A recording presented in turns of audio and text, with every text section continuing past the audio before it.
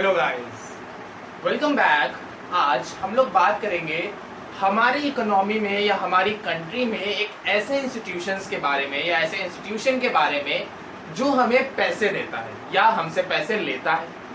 तो आज हम लोग बात करेंगे जिस टॉपिक के ऊपर, वो हमारे इंट्रोडक्टरी मैक्रो इकोनॉमिक्स का नेक्स्ट चैप्टर है, जो कि है हमारा बैंकिंग। चैप्टर का नाम क्या है? बैंकिंग।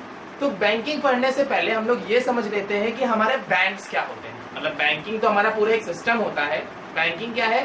बैंकिंग हमारा पूरा एक सिस्टम है जिसके अंडर हमारे जितने भी ये बैंक्स हैं, यानी कि जो कमर्शियल बैंक्स हमारे हैं, ये सारे जिस सिस्टम के अंडर ऑपरेट किए जाते हैं या जिस सिस्टम के अंडर इनको हम रेगुलेट करते हैं, वो सिस्टम मेरा कहलाता है बैंकिंग। ठीक है ना? मतलब जिस रूल्स एंड रेगुलेशंस के अंडर में, जिस गाइडलाइंस के अंडर में, जिन नॉर्म्स के अंडर में हम लोग अपने बैंकिंग सिस्टम्स को रन कराते हैं या बैंक अपने सिस्टम्स को रन कराती हैं, वो सिस्टम्स मेरे कहलाते हैं बैंकिंग। अब बात करते हैं हम लोग बैंक्स की कि ये बैंक होते क्या है। तो बैंक हमारे क्या है? It is an financial institutions.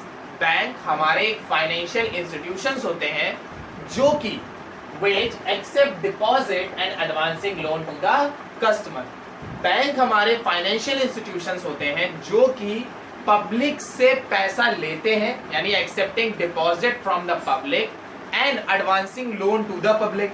मतलब वो पब्लिक से ही पैसा लेते हैं और पब्लिक को ही लोन के तौर पे पैसा देते हैं। सेविंग जो होती है, यानी जो ये डिपॉजिट हो रहा है, ये जो हम लोग एक्सेप्ट डिपॉजिट कर रहे हैं, ये जो डिपॉजिट है, ये डिपॉजिट मेरा कौन करता है? House hold sector. ये डिपॉजिट कौन करता है? House hold. यानी जितने भी हाउस होल्ड जिसमें हम लोग आते हैं, जो लोग सेविंग करना चाहते हैं, जो भी लोग सेविंग करना चाहते हैं, पैसे को बचाना चाहते हैं, वो लोग क्या करते हैं? अपने इनकम का कुछ हिस्सा बैंक में डिपॉजिट कर देते हैं एज अ सेविंग के तौर में। तो जो डिपॉजिट होता है वो कौन सा सेक्टर करता है? हाउस होल्ड सेक्टर करता है। वही दूसरा क्या है? Advancing loan. लोन कौन लेगा? लोन लेंगे मेरे प्रोड्यूसर सेक्टर। प्रोड्यूसर सेक्टर या फिर हम इसको इंडस्ट्रियल सेक्टर भी कह सकते हैं। ठीक है ना? तो बैंक्स क्या है हमारे? Bank is a financial institution which accept deposit and advancing loan to the customer। Bank हमारे वो फाइनेंशियल इंस्टीट्यूशंस हैं जो कि लोगों से पैसा लेते हैं एज अ डिपॉजिट के तौर पे और लोगों को पैसा देते हैं एज अ लोनिंग के तौर पे। डिपॉजिट वो पर्सन करता है जिसको पैसा सेव करना होता है, जैसे मेरे हाउस होल्ड सेक्टर। लोन वो लोग लेते हैं जिन्हें कुछ प्रोडक्टिव पर्पस पे पैसा लगाना है या किसी कंजप्शन पर्पस पे पैसा लगाना है, यानी कि जिनके पास पैसों की कमी है और उनको पैसों का यूज मतलब काम है, मतलब उन्हें पैसों की नीड है और वो पैसा नहीं है उनके पास, तब वो लोग क्या करते हैं? लोन लेते हैं। तो जनरली जो बैंक है वो लोन देती है आपके दो पर्पस पे, आइदर प्रोडक्टिव पर्पस और कंजप्शन पर्पस। यानी जो ये लोनिंग है, ये लोन मेरा दो बेसिस पे देती है government, productive purpose and consumption purpose. Productive purpose का मतलब होता है जिस पर्पस में लोगों ने लोन लिया और लोन लेने के बाद उन्होंने उस पैसे को किसी प्रोडक्शन एक्टिविटी में लगा दिया, जैसे फैक्ट्री में प्रोडक्शन करने के लिए लगा दिया, किसी फर्म में लगा दिया, किसी कंपनी में लगा दिया, किसी इंस्टीट्यूशंस में लगा दिया। यानी कि उस पैसे से आप फर्दर इनकम जनरेट कर रहे हो, फर्दर प्रॉफिट कमा रहे हो, तो वो आपका प्रोडक्टिव पर्पस हो जाता है। बट अगर आपने लोन लिया और लोन लेने के बाद आपने उसी अमाउंट को यूज कर लिया, उससे आपने कुछ पैसा नहीं कमाया, उसको आपने अपने सेल्फ कंजप्शन के लिए इस्तेमाल कर लिया, जैसे आपने बाइक ले ली, आपने कार ले ली, आपने शादी मतलब अपने मैरिज में पैसा मतलब खर्चा कर दिया, आपने घर बनाने में पैसा खर्चा कर दिया। तो ये जो सारी चीजें हैं जो आपने कंजप्शन कर लिया, यूज कर लिया पैसा, और उस पैसे से कोई भी फर्दर आपने इनकम जनरेट नहीं करी है, वो जो मेथड होता है या वो जो मेरा कंडीशन होती है, वो कहलाती है कंजप्शन पर्पस। बात समझ में आ गई? तो जो बैंक्स होते हैं वो लोगों से डिपॉजिट लेते हैं और लोगों को लोन देते हैं। डिपॉजिट वो सेविंग अकाउंट पे और फिक्स डिपॉजिट अकाउंट पे या रिकरिंग डिपॉजिट अकाउंट पे लेते हैं। तो डिपॉजिट के भी अपने मल्टीपल मतलब मल्टीपल डिपॉजिट्स होते हैं या टाइप्स ऑफ डिपॉजिट्स होते हैं अलग अलग, वो मैंने अपने नेक्स्ट वीडियो में आपको बता दूंगा। ठीक, लोनिंग हमारे दो पर्पस पे की जाती है, either for the productive purpose और फॉर द कंजप्शन पर्पस। पैसे कमाने के लिए करते हैं तो प्रोडक्टिव पर्पस हो गया, और अपने सेल्फ कंजप्शन के लिए करते हैं तो मेरा कंजप्शन पर्पस। बात समझ में आ गई सभी को? चलो अब बात करते हैं हमारे टाइप्स ऑफ बैंक की तरफ कि हमारे जो ये बैंक्स होते हैं ये कितनी तरह के होते हैं, मतलब कितने तरह के बैंक्स होते हैं। तो यहाँ पे बैंक्स का वो नहीं कि आप नाम गिनाने लगो, SBI, bank of Baroda, Punjab, Kotak, axis, ये नहीं है टाइप्स ऑफ बैंक्स का मतलब यहाँ पे क्या हो गया, मेरे जो बैंक्स होते हैं उनको हमने दो कैटेगरी में डिवाइड, कितनी कैटेगरीज है बैंक की, दो कैटेगरीज में हमने उनको डिवाइड किया, central bank and commercial bank. तो बैंक्स हमारे दो कैटेगरी में हमने उनको डिवाइड किया, central bank and commercial bank. सबसे पहले हम लोग बात कर लेते हैं सेंट्रल बैंक के बारे में। सेंट्रल बैंक को हम लोग यहाँ पे एपेक्स बैंक बोलते हैं, या फिर सेंट्रल बैंक को हम लोग RBI यानी कि रिजर्व बैंक ऑफ इंडिया भी कहते हैं। हर कंट्री का अपना एक अलग बैंक होता है, मतलब एपेक्स बैंक होता है जो सबसे ऊपर होता है, जो सारे बैंकिंग सिस्टम को कंट्रोल करता है। ये हर कंट्री का अलग अलग होता है। जैसे इंडिया का है reserve bank of India, America का है फेडरल बैंक, इंग्लैंड का है बैंक ऑफ इंग्लैंड। इसी तरह हर कंट्री के अपने अलग अलग बैंक, मतलब अलग अलग एपेक्स इंस्टीट्यूशंस है जिनको हम लोग अलग अलग नाम से बुलाते हैं। फिलहाल हम लोग इंडिया में रहते हैं, इंडिया की बात करते हैं। तो इंडिया में जो हमारा एपेक्स बैंक है यानी सबसे टॉप मोस्ट बैंक है जो सारे बैंक्स को कंट्रोल करता है, उसको हम लोग बोलते हैं सेंट्रल बैंक ऑफ इंडिया, यानी सेंट्रल बैंक या फिर रिजर्व बैंक ऑफ इंडिया। ठीक है ना, बात समझ में आ गई। सेंट्रल बैंक क्या है? सेंट्रल बैंक हमारा एक एपेक्स इंस्टीट्यूशन है। एपेक्स का मतलब सबसे हाईएस्ट पोस्ट पे, सबसे हायर पोस्ट का इंस्टीट्यूशन है जो कि हमारे बाकी सारे कमर्शियल बैंक्स को रेगुलेट करता है। ठीक, सेंट्रल बैंक को हम लोग रिजर्व बैंक ऑफ इंडिया यानी RBI भी कहते हैं। दूसरा मेरा आता है कमर्शियल बैंक। कमर्शियल बैंक हमारे वो फाइनेंशियल इंस्टीट्यूशंस हैं जो कि लोगों से डिपॉजिट लेते हैं और लोगों को लोन प्रोवाइड कराते हैं, जैसे state bank of India, bank of Baroda, ठीक है, आपका Punjab national bank, axis bank, Kotak bank, HDFC bank, यानी कि वो कम बैंक्स जो लोगों से अटैच है, जो लोगों से जुड़े हुए हैं, उन बैंक्स को हम लोग बोलते हैं कमर्शियल बैंक, जो कि पब्लिक से पैसा लेते हैं और पब्लिक को पैसा देते हैं। ठीक है ना। सेंट्रल बैंक क्या है? सेंट्रल बैंक कमर्शियल बैंक को पैसा देती है और कमर्शियल बैंक लोगों को पैसा देते हैं। बात समझ में आ गई? चलिए अब इसी के हम लोग कुछ और पॉइंट डिस्कस कर लेते हैं कि हमारे हम लोग कैसे आइडेंटिफाई करेंगे कि कौन सा हमारा सेंट्रल बैंक है या कौन सा हमारा कमर्शियल बैंक है। कैसे आइडेंटिफाई करेंगे, या सेंट्रल बैंक और कमर्शियल बैंक के बीच में डिफरेंस क्या होगा। तो चलिए बात करते हैं हम लोग अपने डिफरेंस के लिए। सबसे पहला डिफरेंस है it is the apex bank. अभी मैंने बताया एपेक्स का मतलब क्या हो गया, सबसे हायर। तो पहला पॉइंट हम लोग यहाँ पे मार्क क्या कर लेंगे, एपेक्स बैंक। दूसरा है it accept deposit from the commercial bank and advancing loan to them. जो हमारा सेंट्रल बैंक होता है, सेंट्रल बैंक हमारे कमर्शियल बैंक से डिपॉजिट्स लेता है और हमारे कमर्शियल बैंक को लोन देता है। अब आप कहेंगे सर कमर्शियल बैंक तो खुद ही बैंक है, उसको डिपॉजिट और लोन की क्या जरूरत है। तो इसका भी अपना एक अलग मेथड है, एक अलग प्रोसीजर है। ये पूरा एक बहुत बड़ा कॉन्सेप्ट है। ये मैं आपको अपनी नेक्स्ट किसी वीडियो में एक्सप्लेन कर दूंगा पूरा क्योंकि एक वास्ट टॉपिक है।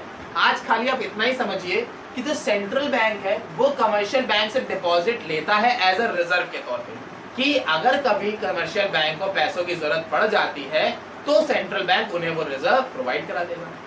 और सेंट्रल बैंक कमर्शियल बैंक को लोन भी देता है in the case of emergency, कि आपके कमर्शियल बैंक में इमरजेंसी आ गई है, अटेंडम आपको पैसों की जरूरत पड़ गई है, तो सेंट्रल बैंक हमारे कमर्शियल बैंक्स को लोन भी ऑफर कर देता है। बात समझ में आ गई? तो central bank is an apex bank, सबसे टॉप मोस्ट बैंक होती है। सेंट्रल बैंक कमर्शियल बैंक से डिपॉजिट लेता है और कमर्शियल बैंक को लोन देता है। ठीक है। कमर्शियल बैंक में क्या होता है, it is that financial institution which accept deposit from the general public and offer loan to the peoples. Commercial bank हमारा वो फाइनेंशियल इंस्टीट्यूशंस है जो पब्लिक से डिपॉजिट लेता है और पब्लिक को लोन देता है। सेंट्रल बैंक में क्या था, कमर्शियल बैंक के साथ था, मतलब सेंट्रल बैंक में सेंट्रल बैंक और कमर्शियल बैंक के बीच में रिलेशन था। कमर्शियल बैंक में कमर्शियल बैंक और पब्लिक के बीच में रिलेशन। ठीक बात। दूसरा डिफरेंस आता है central bank it regulate supply of money. Central bank क्या करता है यहाँ पे, central bank regulate supply of money. जो हमारा सेंट्रल बैंक है वो मनी सप्लाई भी रेगुलेट करता है। मनी सप्लाई कैसे रेगुलेट करता है, मेरा जो रिजर्व बैंक ऑफ इंडिया है या जो मेरा सेंट्रल बैंक है वो डिसाइड करता है कि हमें कब मनी सप्लाई ज्यादा करनी है, कब मनी सप्लाई कम करनी है, कब हमें पैसा ज्यादा फ्लो कराना चाहिए, कब हमें पैसा कम फ्लो कराना चाहिए। तो इस टॉपिक के ऊपर अभी हम लोग इसी चैप्टर में आगे बात करेंगे, वो हम लोग आगे डिस्कस करेंगे कि सप्लाई ऑफ मनी किस किस तरह से हम लोग कर सकते हैं। तो वो अपना मेरा नेक्स्ट टॉपिक होगा, तो वो नेक्स्ट वीडियो में आपको मिल जाएगा। फिलहाल it regulate the supply of money, ये हमारी सप्लाई ऑफ मनी को रेगुलेट करती है और सेंट्रल बैंक ही डिसाइड करती है कि कब आपको पैसा ज्यादा फ्लो करना है या कब आपको पैसा कम फ्लो करना है। ठीक। Commercial bank it only contribute the supply of money. Commercial bank क्या करता है? सिर्फ और सिर्फ कंट्रीब्यूट करता है, मतलब ये रेगुलेट नहीं कर सकता। कमर्शियल बैंक जो है, कमर्शियल बैंक के पास कोई अधिकार, कोई राइट नहीं है कि वो ये डिसाइड करे कि कब सप्लाई करनी है कब नहीं करनी है। कमर्शियल बैंक सिर्फ एक मीडियम है, यानी एक माध्यम है जिसके थ्रू आरबीआई मार्केट तक पैसा पहुंचाता है। मतलब कि जो सेंट्रल बैंक है और जो मार्केट है, सेंट्रल बैंक और मार्केट के बीच का जो लिंक है वो है मेरा कमर्शियल बैंक। इसीलिए सेंट्रल बैंक मनी सप्लाई करता है तो it control the money supply. जो कमर्शियल बैंक है वो सिर्फ उसमें हेल्प करता है, पार्टिसिपेट करता है कि वो कैसे आगे चीजों को पहुंचा सकता है। तो central bank supply of money regulate करता है और कमर्शियल बैंक उस सप्लाई ऑफ मनी में कंट्रीब्यूट करता है, यानी अपना रोल प्ले करता है। बात समझ में आ गई? चलिए अब डिस्कस करते हैं हमारा third difference. It is a custodian of foreign exchange. Custodian, यहाँ पे वर्ड क्या यूज हुआ है? कस्टोडियन। कस्टोडियन का मतलब होता है सेवर या फिर मैनेजर, यानी जो चीजों को सेव करता है, बचा के रखता है, या वो पर्सन जो चीजों को मैनेज करता है, रेगुलेट करता है, उसको चलाता है, यूटिलाइज करता है इन अ बेस्ट एफिशिएंट मैनर। यानी कि कस्टोडियन का मतलब सिंपल सा इतना हो गया, जो चीजों को सेव करता है या मैनेज करता है, मतलब उनको रेगुलेट करता है कि ना बहुत ज्यादा हो ना बहुत कम हो, तो मैनेज करके चलना और उन्हें सेव करके चलना कहलाता है कस्टोडियन। तो जो मेरा रिजर्व बैंक ऑफ इंडिया है या जो मेरा सेंट्रल बैंक है वो मेरे foreign exchange reserve, foreign exchange reserve का मतलब क्या होता है? जो मेरी फॉरेन करेंसी है। क्योंकि जब हम लोग एक्सपोर्ट एंड इंपोर्ट करते हैं, जब हमें एक्सपोर्ट इंपोर्ट करना होता है तो उस टाइम पे हमें फॉरेन करेंसी की नीड होगी। अगर हम फॉरेन से कोई गुड्स इंपोर्ट कर रहे हैं तो हम पेमेंट उन्हीं की करेंसी में तो करेंगे, तो वो करेंसी किसके पास होगी? सेंट्रल बैंक के पास होगी। तो वही चीज वो यहाँ पे कह रहा है कि जो सेंट्रल बैंक है वो हमारे जितने भी फॉरेन एक्सचेंज रिजर्व है या फॉरेन एक्सचेंज करेंसी है उनको सेव करके चलता है, अपने पास बचा के चलता है कि इमरजेंसी के टाइम पे जब भी हमें इंपोर्ट करना हो तो सेंट्रल बैंक के पास फॉरेन करेंसी अवेलेबल हो। वहीं जो मेरा कमर्शियल बैंक होता है ये किसी भी तरह का कोई फॉरेन एक्सचेंज में डील नहीं करता है। कमर्शियल बैंक सिर्फ और सिर्फ डोमेस्टिक मार्केट के अंदर सेल एंड परचेज करवाता है। मतलब कि जो कमर्शियल बैंक हो गया उसका फॉरेन करेंसी से कोई लेना देना नहीं। कमर्शियल बैंक हमारी डोमेस्टिक करेंसी में ही हमारी चीजों को खरीदता है या बेचता है। अब आप पूछेंगे सर कमर्शियल बैंक क्या चीजें खरीदता है बेचता है? क्योंकि वो तो बैंक है, वो तो कुछ बेचता नहीं ना कुछ खरीदता है। नहीं, जो कमर्शियल बैंक होता है वो हमारे डिफरेंट टाइप्स की सिक्योरिटीज, यानी डिफरेंट टाइप के शेयर, डिबेंचर, बॉन्ड, ठीक है, या नेशनल सिक्योरिटी स्कीम या इस तरह की बहुत सारी ऐसी चीजें होती हैं जो कमर्शियल बैंक लोगों को ऑफर करता है कि आप इनको खरीदिए और इन पे पैसा इन्वेस्ट करिए। तो जो कमर्शियल बैंक है वो डोमेस्टिक करेंसी के सेल एंड परचेज में डील करता है और जो सेंट्रल बैंक है वो मेरे फॉरेन करेंसी के सेल एंड परचेज में डील करता है। नेक्स्ट आता है central bank. It is a note issuing authority. Central bank एक नोट इशूइंग अथॉरिटी है। नोट इशूइंग का मतलब क्या हो गया?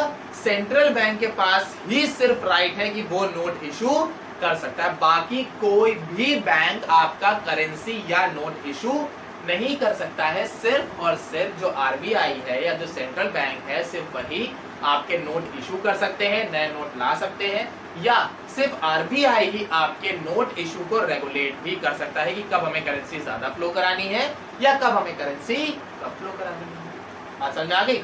अब जब सेंट्रल बैंक के पास सोल अथॉरिटी है, मतलब एक अकेला अधिकार है सेंट्रल बैंक के पास कि पूरी कंट्री में सिर्फ वही नोट इशू कर सकता है, तो क्या कमर्शियल बैंक के पास होगी? Obviously not. तो it is not a note issuing authority. जो कमर्शियल बैंक है उनके पास नोट इशूइंग अथॉरिटी नहीं होती है, यानी कमर्शियल बैंक अपने बिहाफ पे नोट इशू नहीं कर सकते हैं। नोट इशू करने का सिर्फ और सिर्फ राइट जो है वो हमारे सेंट्रल बैंक के पास होता है। बात समझ में आ गई? अब बढ़ते हैं हमारे लास्ट बट नॉट लीस्ट हमारे डिफरेंस की तरफ। एक focus on growth and stability of the economy. जो सेंट्रल बैंक है वो हमारी इकोनॉमी की ग्रोथ एंड स्टेबिलिटी में फोकस करती है। मतलब सेंट्रल बैंक जो भी डिसीजन लेती है वो पूरी इकोनॉमी के बारे में सोच के लेती है कि अगर हम पैसा सप्लाई बढ़ा देंगे तो क्या होगा, अगर हम पैसे की सप्लाई कम कर देंगे तो क्या होगा, हमें कब पैसा ज्यादा फ्लो कराना चाहिए, कब पैसा कम फ्लो कराना चाहिए। यानी जो आरबीआई है या जो सेंट्रल बैंक है वो ये चेक करता है या वो ये इंश्योर करता है कि हमारी मार्केट में हमेशा ग्रोथ एंड स्टेबिलिटी हमारी इकोनॉमी में बनी रहे, हमारी जो इकोनॉमी है वो हमेशा ग्रो करती रहे या तो स्टेबल हो जाए बट डाउनफॉल ना करे। लेकिन वही जो मेरा कमर्शियल बैंक है उसका सिर्फ और सिर्फ एक ही मोटिव होता है, प्रॉफिट मैक्सिमाइजेशन। बस अब ये जो प्रॉफिट मैक्सिमाइजेशन है, इस प्रॉफिट मैक्सिमाइजेशन का एक प्रोसेस होता है। मतलब जो कमर्शियल बैंक है वो प्रॉफिट जनरेट करती है। प्रॉफिट जनरेट करने का मेरा एक तरीका होता है जिसको बोलते हैं हम लोग क्रेडिट क्रिएशन। क्या बोलते हैं? Credit creation. ये क्रेडिट क्रिएशन आपको नेक्स्ट वीडियो में आपको एक्सप्लेन कर देंगे, क्योंकि क्रेडिट क्रिएशन भी अपने आप में एक बहुत बड़ा कॉन्सेप्ट है। तो क्रेडिट क्रिएशन की भी आपको नेक्स्ट क्लास जो है वो नेक्स्ट आपको चैनल पे अपडेट मिल जाएगा। तो जो कमर्शियल बैंक है वो प्रॉफिट मैक्सिमाइजेशन के लिए काम करता है। प्रॉफिट मैक्सिमाइजेशन का एक प्रोसेस होता है जिसको हम लोग बोलते हैं क्रेडिट क्रिएशन। आई होप सभी को आज की क्लास समझ में आ गई होगी। आज हम लोगों ने बात करी है बैंक के बारे में, बैंकिंग सिस्टम्स के बारे में एंड टाइप्स ऑफ बैंक्स के बारे में कि हमारे कितने तरह के बैंक्स होते हैं। आई होप सबको सब चीजें क्लियर हो गई होंगी। Thank you.